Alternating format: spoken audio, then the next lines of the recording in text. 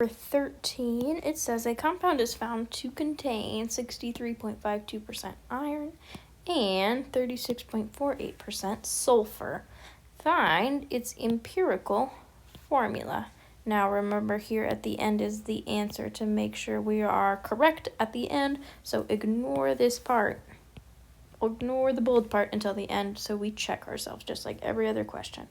So we know an empirical formula is a simple formula, and we know it's going to have, Fe, we don't know how many though, and it's going to have S. We also don't know how many. So we have to find out what these numbers are by doing some math. Now, we do have numbers and we have elements. That means I can do some box math. So I'm going to set up a box for Fe. So I can find out this number here. And then I'm going to set up a box for sulfur so I can find out this number here. So let's do it. Fe.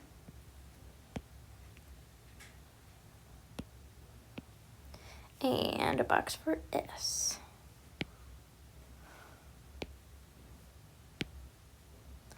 Now, I know no matter what box I'm doing, what kind of problem, moles goes in the bottom. So I can do that for both boxes. And we look in our sentence for our other unit. Now, this has percentages. I cannot put a percent in my box. That's not something I can measure. But I do know something about percentages. In number 11 and 12 on this worksheet, we calculated percentages. And we calculated them using mass. Those percentages are composition by mass. And mass means grams. So really, these percents secretly mean grams. So top of my box here is grams, which means the middle of my boxes is gram/moles.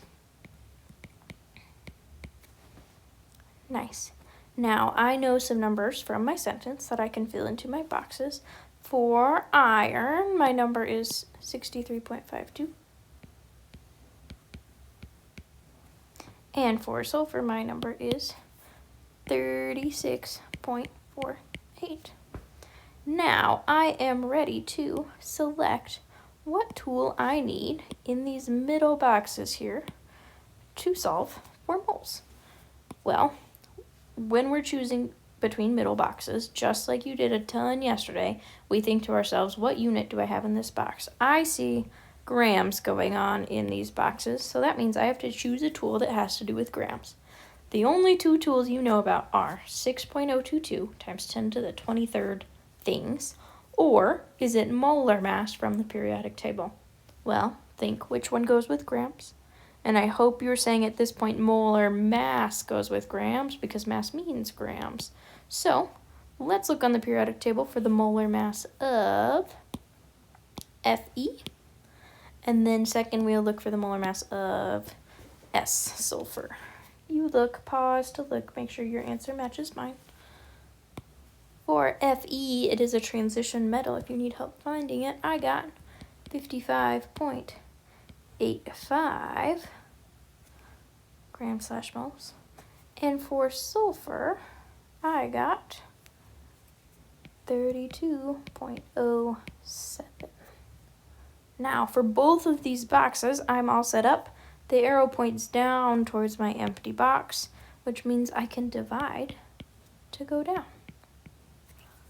So let's calculate that up. I'm going to do iron, Fe's calculation first. 63.52 divided by 55.85 is 1 point. And there's a whole lot of decimals there. I am going to round to 4 significant figures, 4 numbers, because there are 4 significant figures in my original given percentage. So I'm going to keep 4, so that's going to be 1.137. That's how that guy rounds.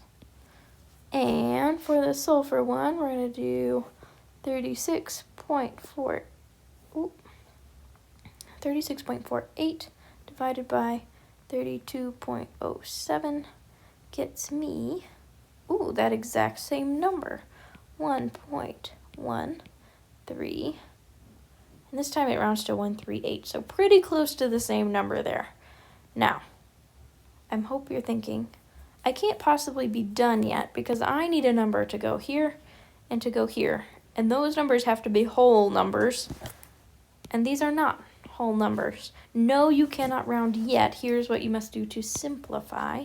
When we're doing empirical formula to simplify, we first choose which one of our answers is the smallest. Now this time, they're basically the same number. Technically, this one's smaller by a tiny bit, but they're pretty much the same. So for sake of following the steps, I'm going to say this one's the smallest one. And I'm going to divide all of my answers by that number. So divide 1.137, divide by 1.137. And when I divide, and what I mean by that is my answer divided by 1.137. A number divided by itself is just 1. You could put it in your calculator, but you're going to get 1. And same thing here. A number divided by a number that's pretty much itself is going to be 1. So for this, our simplified answers are 1 and 1.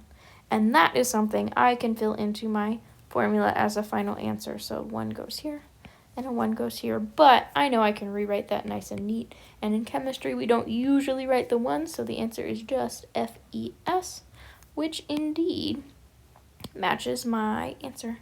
That was right here. I am not going to do a video for number 14 because it is very, very similar to this exact same process, just a different element situation going on. So if you get stuck on that one, make sure you come to the Zoom session to let me help you there.